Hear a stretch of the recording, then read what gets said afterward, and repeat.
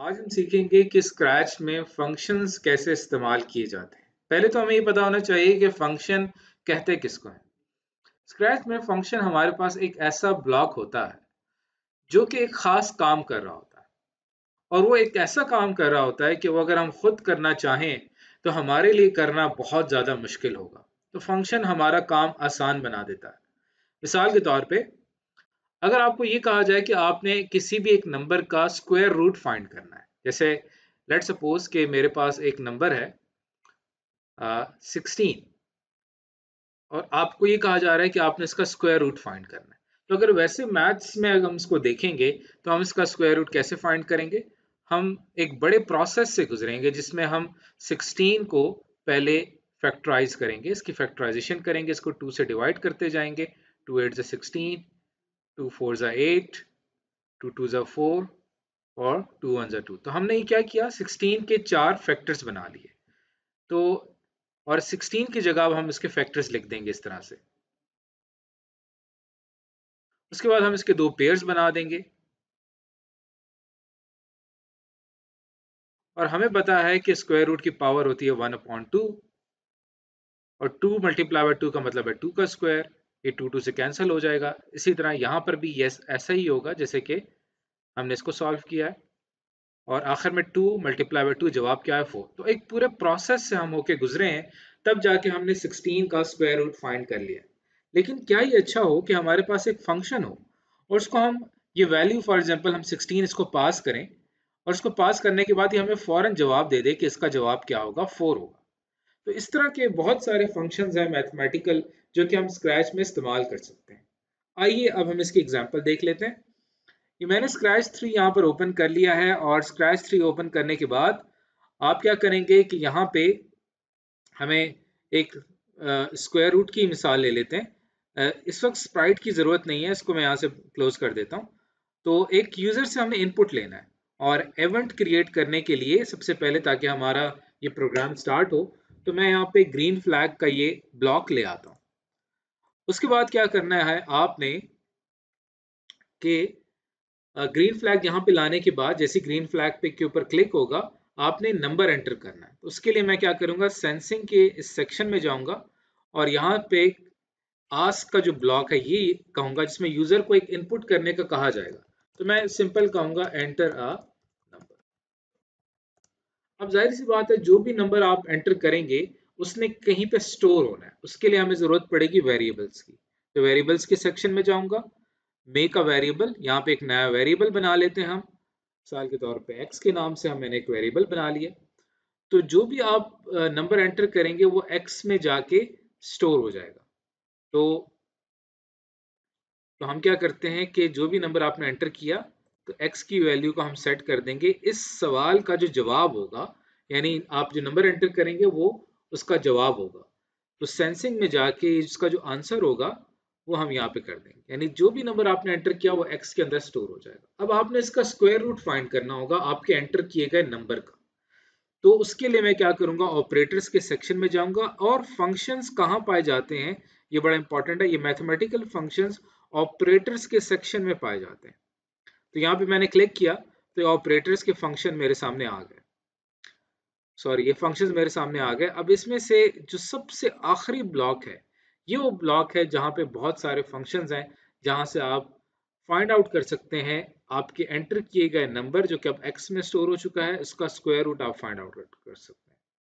तो इसका जो स्क्वायर रूट का आंसर होगा वो जाहिर सी बात है हमारा जो रिजल्ट होगा उसके लिए भी हमें एक वेरिएबल चाहिए होगा।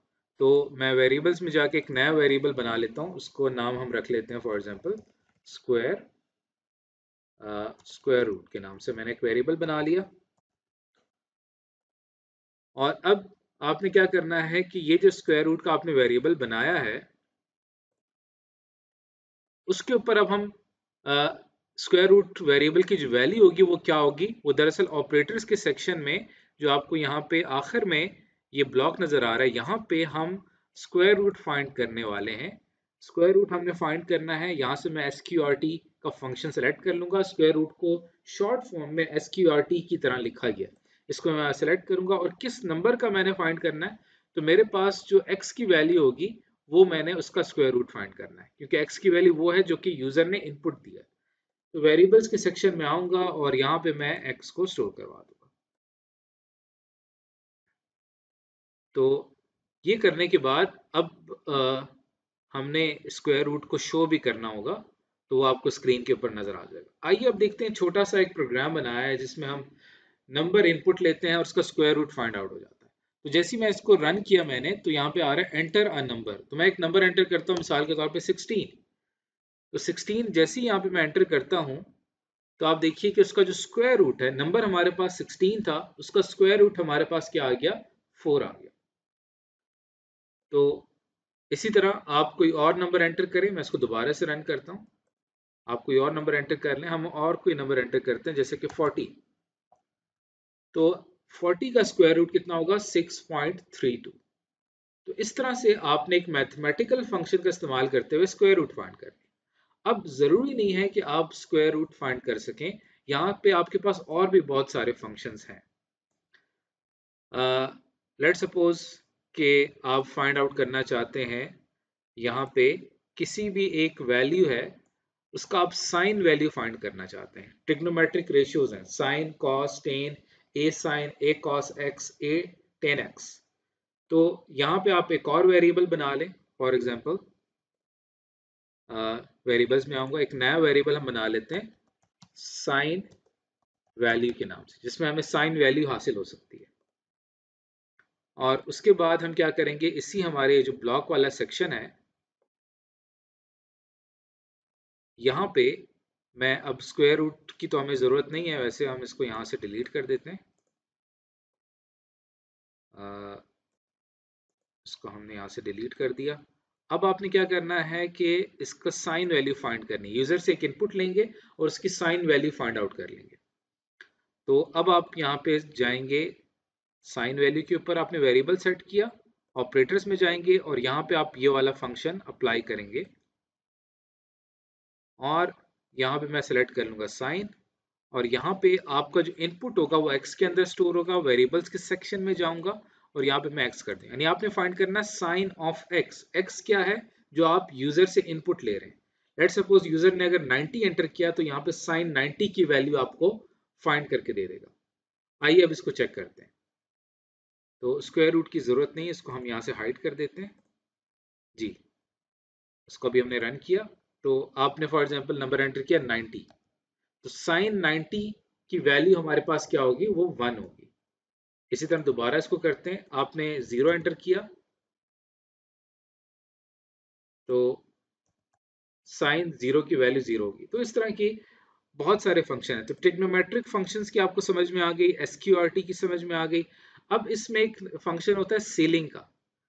तो सीलिंग का फंक्शन, फ्लोर फंक्शन और एब्सोल्युटली वैल्यू, एबीएस फंक्शन, इसको एब्सोल्यूट वैल्यू कहते हैं, इसके बारे में अब हम जानते हैं। तो यहाँ पे फिलहाल मैं एक काम करता हूँ कि एक और इस वेरिएबल को रीनेम कर देते हैं। साइन वैल्यूज का नाम नहीं रखते, बल्कि मैं इसका नाम रख लेता हूँ आंसर के नाम से। यानी हम फंक्शन अप्लाई करेंगे अपनी एक्स वैल्यू के ऊपर, उसका आंसर चेक करेंगे। अब सबसे पहले मैं आपको बताता हूँ एबीएस के बारे में। एबीएस एक एब्सोल्यूट वैल्यू फंक्शन होता है। अब जो भी आप नंबर एंटर करेंगे वो एक्स में स्टोर होगा और एक्स की एब्सोल्यूट वैल्यू हमें दिखाई देगी। अब आप देखिए, जैसे ही मैं इसको रन करता हूँ, तो मैं एक नंबर एंटर करता हूँ -9, तो -9 की जो एब्सोल्यूट वैल्यू होगी वो +9 होगी। यानी एब्सोल्यूट वैल्यू क्या होती है, हमारे पास जितने भी नेगेटिव नंबर हैं, ये इनको कन्वर्ट कर देता है प्लस में। यानी -9 अब ये आपको किस में शो हो रहा है, +9 में शो हो रहा है। तो इसको कहते हैं एब्सोल्यूट वैल्यू। इसी तरह अब हम बात करते हैं फ्लोर की। अगर मैं एक नंबर है x, उसकी मैं फ्लोर वैल्यू फाइंड आउट करना चाहता हूँ। अब मैंने यहाँ पे फंक्शन सेलेक्ट कर लिया है फ्लोर।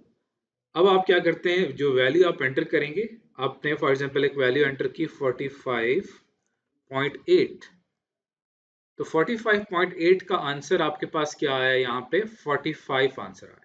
यानी फ्लोर क्या करता है कि जो आपके पास डेसिमल से पहली वाली जो वैल्यू होती है वो आपको शो करवाता है। हम दोबारा करके देखते हैं। फॉर एग्जांपल आप यहाँ पे कोई फ्रैक्शनल वैल्यू लेते हैं 3.4, 23.4। जैसे ही मैं इसको एंटर करूंगा तो 23.4 हमारी वैल्यू थी, और उसका जो फ्लोर डिवीजन जब हम करते हैं तो हमारे पास इस तरह से कंप्लीट आंसर आता है। तो ये एक फंक्शन है। इसी तरह एक और हमारे पास इसके अंदर आता है सीलिंग। सीलिंग में ये होता है कि लेट सपोज कि मैं यहाँ पे एक नंबर एंटर करता हूँ 34.7। अब 34.7 का आंसर मेरे पास क्या आएगा, 34 के बाद जो अगला नंबर है जो कि है 35, वो यहाँ पे शो करेगा। इसे कहते हैं सीलिंग वैल्यू, यानी डेसिमल की उसकी जो पॉइंट के बाद वैल्यू आ रही है उसको इग्नोर करते हुए आप उसमें एक का इंक्रीमेंट कर देते हैं, एक का इजाफा कर देते हैं। मैं एक और मिसाल ले लेता हूँ, जैसे मैं यहाँ पे करता हूँ 22.2। तो वैल्यू हमारी 22.2 थी, लेकिन जैसे ही हमने उस वैल्यू के ऊपर सीलिंग फंक्शन अप्लाई किया तो उसने उसको कन्वर्ट कर दिया 23 में। तो इस तरह से ये सीलिंग फंक्शन जो है यहाँ पे काम करता है। तो अब तक हमने absolute value, floor, ceiling, SQRT, square root, trigonometric functions और इसके अलावा हमारे पास यहाँ पे और भी फंक्शंस हैं, जैसे कि आप नेचुरल लॉग फाइंड करना चाहें, लॉग फाइंड करना चाहें, एक्सपोनेंट फाइंड करना चाहें, ई की पावर, एक्सपोनेंशियल फंक्शन जिसे कहते हैं, इस तरह 10 की पावर आप फाइंड करना चाहते हैं तो मैं आपको, ये तो एडवांस क्लासेस में इस्तेमाल होने वाले फंक्शंस हैं, लेकिन जैसे 10 की पावर मैंने फाइंड करनी है, मैंने 10 की पावर 3 फाइंड करनी है, तो x की वैल्यू मैं 3 पुट करूंगा तो 10 की पावर 3 मेरे पास आ जाएगी। आइए इसको करके देखते हैं। तो जैसे मैं इसको रन करता हूं तो मैं यहाँ पे इनपुट दे रहा हूँ 3 का मतलब है कि 10 की पावर 3 मैंने फाइंड करनी है। तो 10 की पावर 3 मेरे पास क्या रिजल्ट आया, 1000। तो इस तरह से ये तमाम वो फंक्शंस हैं जिनका आप इस्तेमाल कर सकते हैं स्क्रैच कोड में। तो आज की इस वीडियो में हमने सीखा कि स्क्रैच में हम किस तरह से मैथमेटिकल फंक्शंस का इस्तेमाल करते हुए कोई भी एक स्पेसिफिक काम कर सकते हैं।